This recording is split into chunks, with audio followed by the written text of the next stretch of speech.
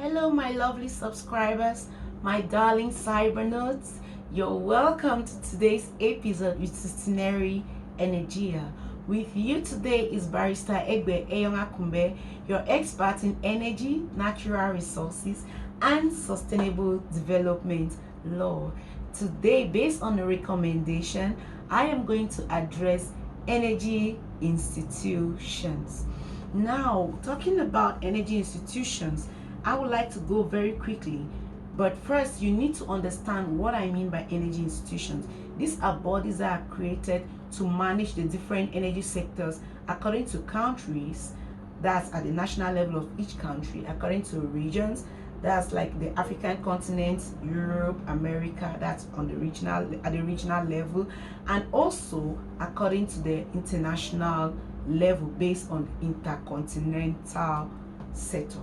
Now, in today's episode, I want to talk about something that will interest us all.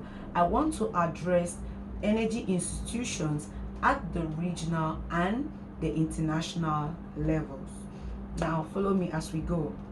In today's episode, of course, I promise talking of energy based on the regional and the international plan or levels. What do I have to let you know here?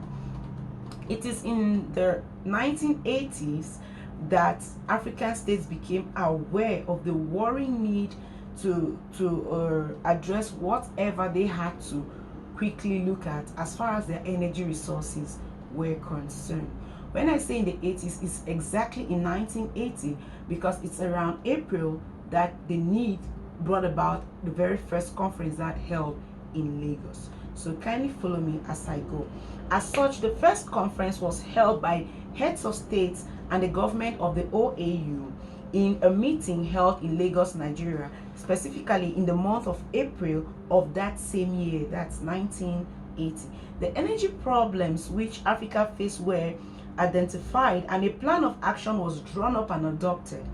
And consequently, this plan of action was baptized the Lagos Plan of Action. That was the name given to that plan of action that was adopted to handle the energy problems in Africa. It was called the Lagos Plan of Action. This plan actually proposed three things.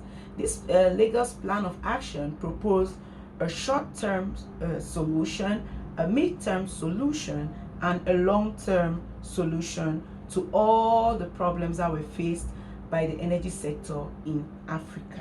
As such, all these actions were aimed at remedying the energy problems.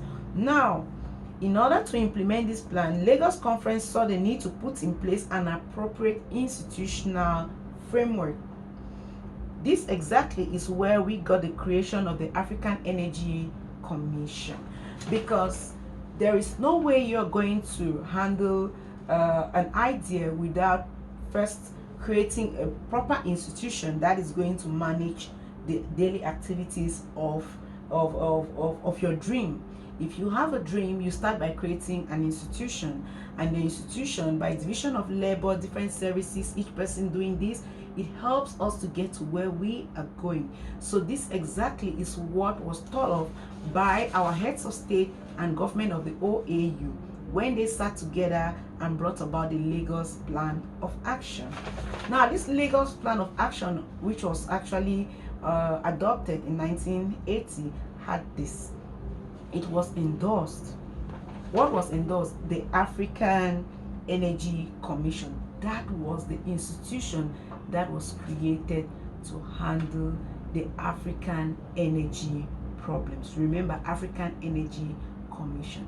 However, since 1980, we didn't have anything that proved that this institution was doing any serious job to handle this energy situation.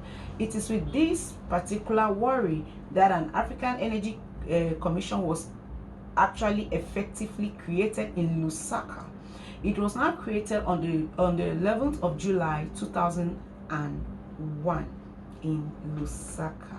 So that brings us to the very beautiful story of how energy started gaining attention within the continent of Africa. So very shortly after my break, I will be coming to you with the functions of this African Energy Commission. Of course, in order for you not to lose your interest with very long talk, I'll be coming to you very shortly after my break. See you very shortly. Bye.